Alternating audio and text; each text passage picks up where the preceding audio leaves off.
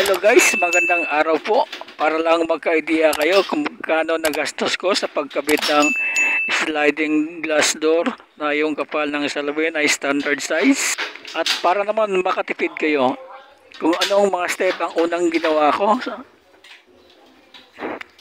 Para naman sa CR, ang pinili ko Onin. Onin kasi maganda. Pag binuksan mo siya, 100% yung araw mapapasok yung hangin. Kasi kung sliding window, 50% lang ang papasok na hangin. So ang pinili ko Onin. Mas mahal lang konting Onin. Pero konti lang naman ang diferensya kaysa sa sliding window. So after this video, ipapakita kong magkano nagastos ko lahat. Ito yung Onin. So yan ang pinili ko. Pag bukas ko, 100% papasok yung hangin. Sa taas naman ito, safe naman. Hindi naman basta-basta. Ito naman sa parteng baba. So yan ang pinili ko ay sliding window. So magkano ang total na gastos ko? Panoorin pa natin. Ang una kong ginawa ay sinukat ko muna. 7 feet, 84 inches. So 7 feet.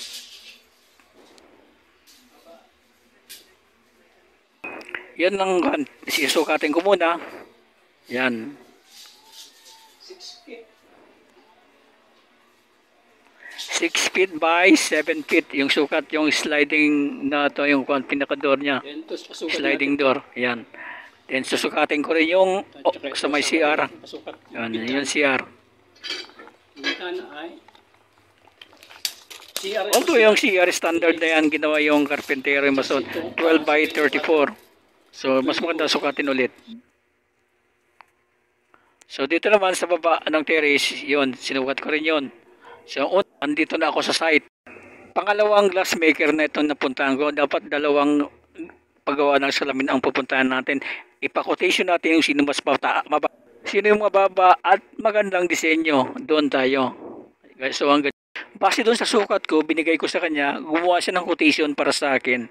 At nag-pressure siya sa bawat items, sa sliding door, sa CR, Onin, at saka yung bintana. Dahil sa mababa ang quotation niya, nagkasundo kami sa presyo. At humigi agad siya ng 50% down payment. Lahat naman may resibo, walang problema. After binigay kong down payment, pumunta agad sila, nagsukat ulit sila kung tama ba yung sukat binigay ko. After 3 days, ito na sila, kakabit na. Ito na, inakyat na yung mga materyales. Symbol lang ah. Kasi nabuo na siya, di ba? Nabuo na siya. Ito yan, ginagawa niya. Isang tao lang kaya. Akala ko dalawa sila. Mayroon din pala sa kabila din gagawa. So isang tao lang kaya pala isang tao lang. Ito yung salamin, makapal siya. 1/4 yung size niya, yung kapal. Sinukat ko siya, 1/4 yung kapal niya. Ito yung ina-assemble na. Ito yung Omin para sa CR. 12 by 24 yung size standard. Maganda kasi ito kasi pag bukas mo, open 100% yung hangin papasok. Ito yung kanya, para yung hamba. Maglalagay siya ng hamba dyan, aluminum. Kasama na sa package yun.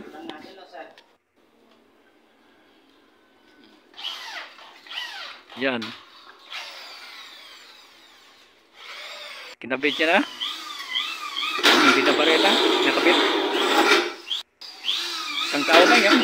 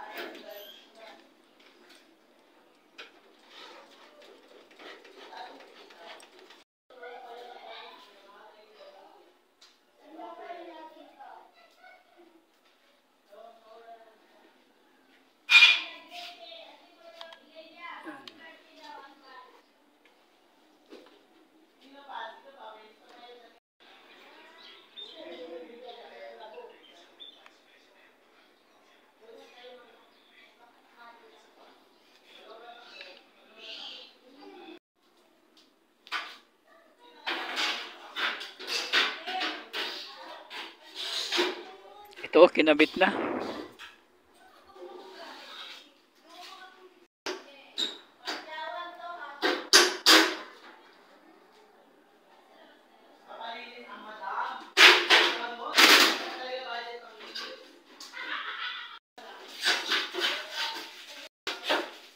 May isa pala siyang alalay.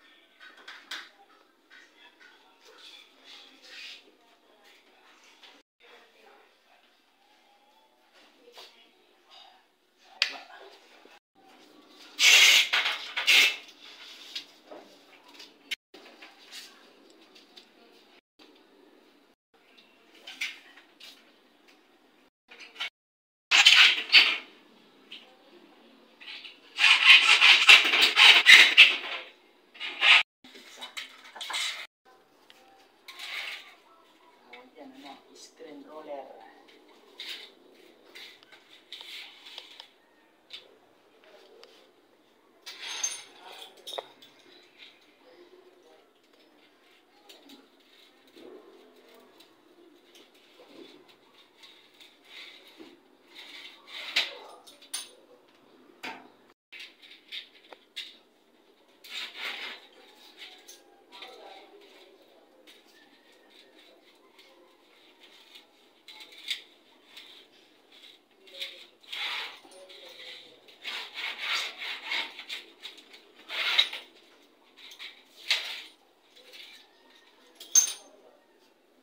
Akala ko tali lang siya. Akala ko ordinaryong tali. Kala ko kanina wire yun. Binili pala ang tawag nila dyan guys, pang kon sa screen, pang siksik doon, pang kapit sa screen.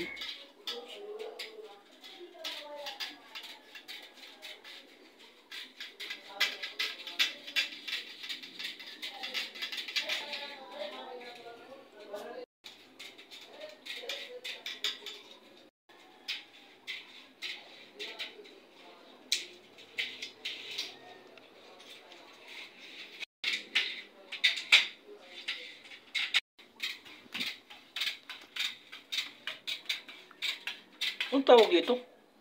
Binil. Rubber? Binil. Binil?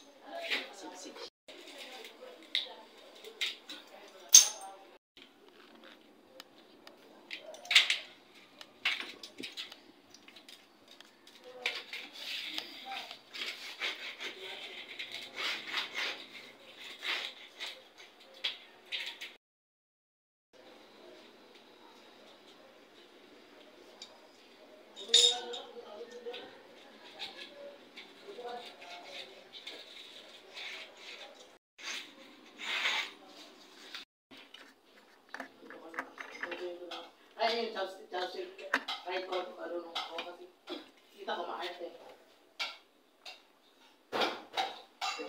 Hindi kayo taga-squatter. Yung taga-squatter talaga kami ha, pamilya namin. Pero siya kasi nakatira sa village. Hindi ka taga-squatter ha, dito ka sa akin. Okay. Kawal ko talaga yung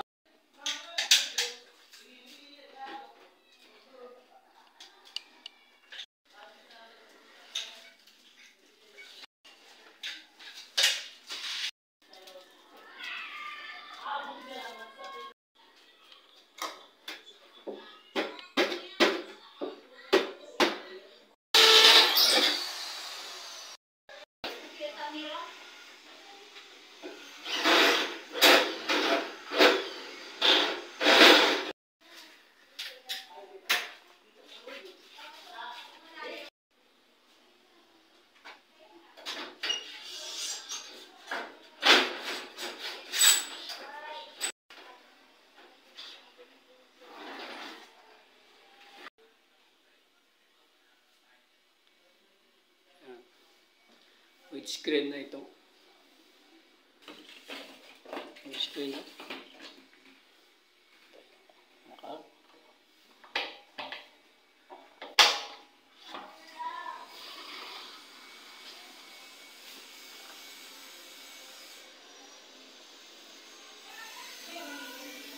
Yung sa CR, basta rin owning sa CR. Yan. CR.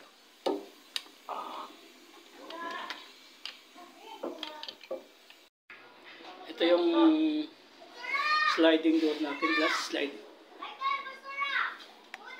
Yan.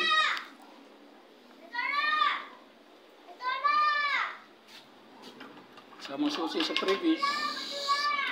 May kasama siyang screen.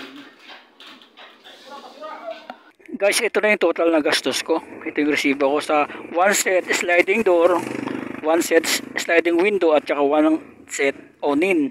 Itong 1 set sliding door na ang sukat ay 6 feet by 7 feet. Pag sinabi isang set, kumpleto na yung package na yun. Kasama na yung screen, lock, kasama na installation lahat, kasama na isang set sliding door. Presyohan niya ako ng 13, natawaran ko siya ng 12. So nagkasundo kami sa presyo, okay kami sa 12. So to okay yan. Sa 1 set sliding window, dito, kasama na to screen na, at saka lock. Ito, presyo niya ako ng 4.8 dito. Tinawaran ko ng 4.5. So nagkasundo kami. Then sa awning, mas mahal kasi awning, para magkaroon lang po tayo ng idea. Mas mahal lang awning kasi sa sliding window kung magkaparas yung sukat. Dito sa awning, presyo niya ako dito ng 1.8. So tinawaran ko ng 1.5. So okay sa kanya, 1.5. So nagkasundo kami. Ang standard ng salamin, ang gusto ko ay 1/4 inch. Yung kasi standard para sa bahay na yung kapal ng salamin.